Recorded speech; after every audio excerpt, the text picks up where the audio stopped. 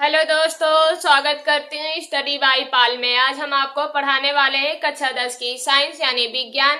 जो आपका चैप्टर रहेगा वो अध्याय 10 है, यानी चैप्टर नंबर 10 है। आपका पाठ का नाम है मानव नेत्र एवं रंग बिरंगा संसार। इसका पाठ हम 2 करवा चुके हैं। आज हम करवाएंगे पार्ट 3, जिसमें हम आपको प्रिज्म बताएंगे कि प्रिज्म क्या है और प्रिज्म का वर्ड विक्षेपण, श्वेत प्रकाश द्वारा प्रकाश का अपवर्तन और प्रकाश का प्रकीर्णन वगैरह सारी चीज हम बेसिक से पढ़ाएंगे, एकदम डिटेल से। तो चलो शुरू करते हैं। पहले जानेंगे प्रिज्म। प्रिज्म है क्या? पहली हेडिंग हमने आपको डाल रखी है कि यानी प्रिज्म। प्रिज्म है क्या? किसी समान पारदर्शी की वह आकृति जो किसी कोण पर झुके 2 समतल पृष्ठों से घिरा हुआ होता है, उसे हम प्रिज्म कहते हैं। प्रिज्म जो होता है आपका वो 3 डायमेंशनल होता है। कैसे होता है? 3 डायमेंशनल। जैसे मैंने ये बनाया, ये मेरा बोर्ड 2D है, तो आपका जो ये चित्र बन रहा है ये 2D बन रहा है, लेकिन ये अगर आपको रियल में देखना होगा तो ये कांच का होता है और ये 3D डायमेंशन यानी 3D में होता है। तो किसी समान पारदर्शी माध्यम की वह आकृति जो किसी कोण पर झुके 2 समतल पृष्ठों से घिरा होता है, ये समान पारदर्शी होता है। इसमें जब श्वेत प्रकाश डाला जाता है तो आकृति बनती है, यानी ये प्रिज्म है। प्रिज्म क्या है? प्रिज्म किसी समान पारदर्शी की वह आकृति जो किसी कोण पर झुके 2 समतल पृष्ठों से घिरा होता है। झुके 2 समतल पृष्ठों से क्या होता है? घिरा होता है, प्रिज्म कहलाता है। अब हम जानेंगे कि प्रिज्म द्वारा श्वेत प्रकाश का वर्ड विक्षेपण कैसे होता है। तो श्वेत प्रकाश के प्रिज्म से गुजरने के पश्चात अपने अवयवी रंगों में विभक्त होने की घटना का वर्ड विक्षेपण कहते हैं। यानी जब प्रिज्म है, प्रिज्म जब हम श्वेत प्रकाश डालते हैं तो यह अपने अवयवी रंगों में विभक्त होने की घटना, ये प्रिज्म उसके अवयवी रंगों को क्या कर देता है? विभक्त कर देता है। यानी जो स्पेक्ट्रम बनता है उसे श्वेत प्रकाश का स्पेक्ट्रम कहते हैं, वो विभक्त कर देता है। इसी को हम क्या बोलते हैं? प्रकाश का वर्ड विक्षेपण बोलते हैं। जैसे हमने एक ये कांच का प्रिज्म लिया, जब इसमें हम श्वेत प्रकाश डालते हैं तो ये टकराकर ये स्पेक्ट्रम यानी वर्ड विभक्त कर देता है। इसके जो वर्ड यानी रंगों को क्या कर देता है? विभक्त कर देता है।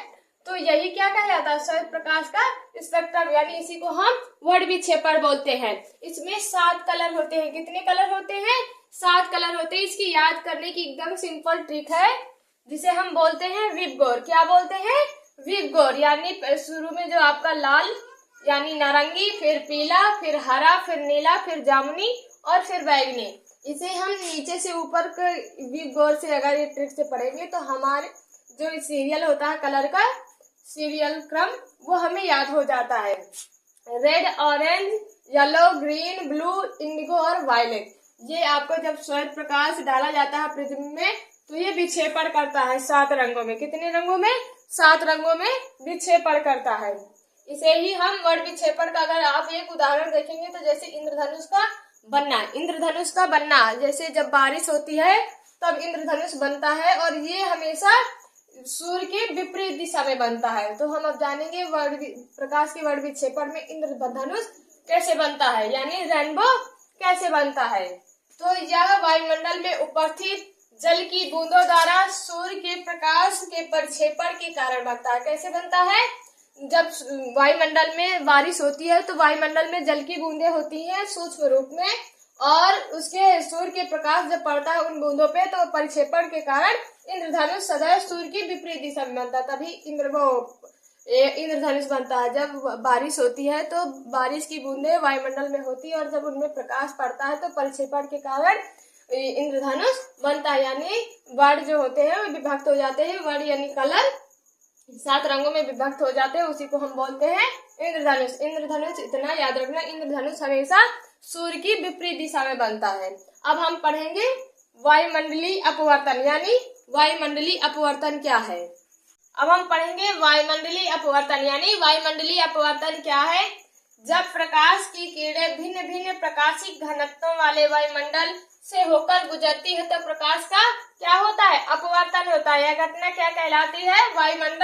वायुमंडलीय अपवर्तन कहलाती है। जैसे जब प्रकाश की किरणें जब आती हैं सूर्य से तो वायुमंडल में धूल कण सारी चीजों से होकर गुजरती है, तो क्या होता है? प्रकाश का अपवर्तन है। यही घटना क्या कहलाती है? प्रकाश का अपवर्तन कहलाती है। वायुमंडलीय अपवर्तन में हम देखेंगे जैसे तारों का टिमटिमाना और अग्रिम सूर्योदय और विलंबित सूर्योदय। यानी जब सूर्योदय होता है ना, उसके समय हम 2 मिनट पहले देखते हैं कि लगता है सूर्योदय हो रहा है, लेकिन हुआ नहीं होता है और वो लाल कलर का दिखता है। और जब अस्त होता है, अस्त होने के बाद तब भी हमें लगता है कि अभी जैसे उजाला है, यानी सूर्य अभी है। तो इस किस कारण होता है?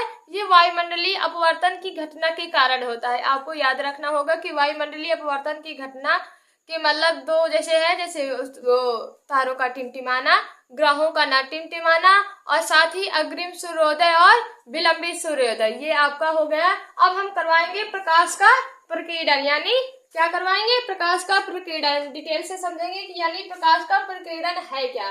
जब प्रकाश अति सूक्ष्म आकार के कण जैसे धूल, धुएं के कणों से गुजरता है, यानी प्रकाश कैसे से गुजरता है? वायुमंडल में जब आता है तो धूल, धुएं, कण, महीन कण, सूक्ष्म कण से प्रकाश जब गुजरता है तो इन कणों द्वारा प्रकाश का क्या कुछ भाग सभी दिशाओं में क्या हो जाता है? फैल जाता है। इस घटना को क्या कहते हैं?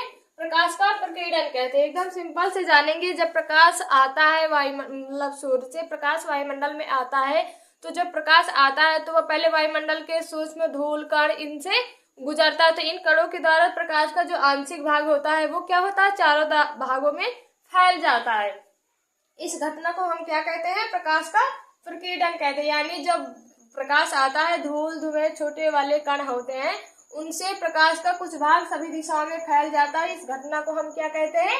प्रकाश का प्रकीर्णन कहते हैं। जैसे प्रकाश के प्रकीर्णन के कुछ है, जैसे खतरे का सिग्नल क्या होता है? लाल होता है, क्योंकि जो लाल रंग होता है इसका प्रकीर्णन कम होता है, यानी ये फैलता कम है और दूर तक दिखाई देता है। इसलिए हम खतरे के सिग्नल को दूर से देखने के लिए, ताकि दुर्घटनाएं वगैरह कुछ ना हो, इसलिए इसका रंग हम लाल करते हैं। क्या करते हैं?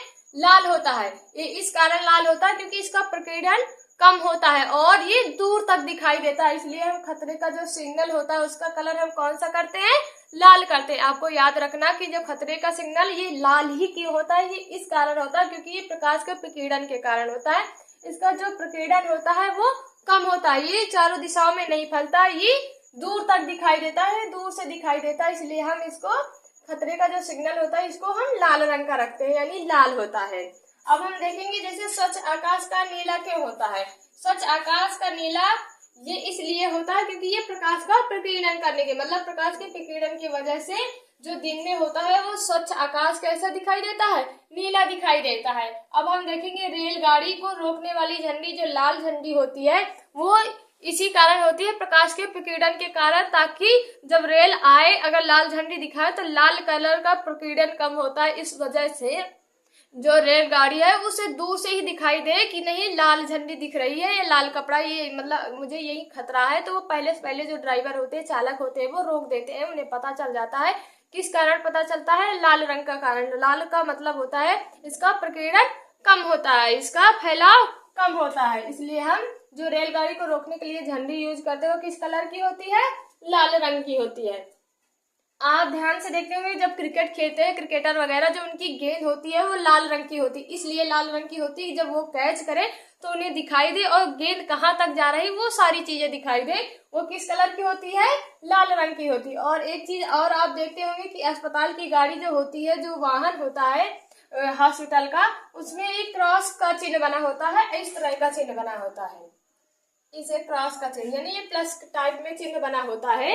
ये भी किस कलर का बना होता है? लाल रंग का बना होता है। इस कारण क्योंकि इसका प्रकीर्णन लाल रंग का कम होता है। इमरजेंसी, अगर कोई मरीज है इमरजेंसी में है तो हमें वो दिखाई दे कि इमरजेंसी में है, ये हॉस्पिटल है, यहाँ ये गाड़ी है, तो सारी चीजें पता हो। ये किस कारण होता है? प्रकाश के प्रकीर्णन के कारण होता है।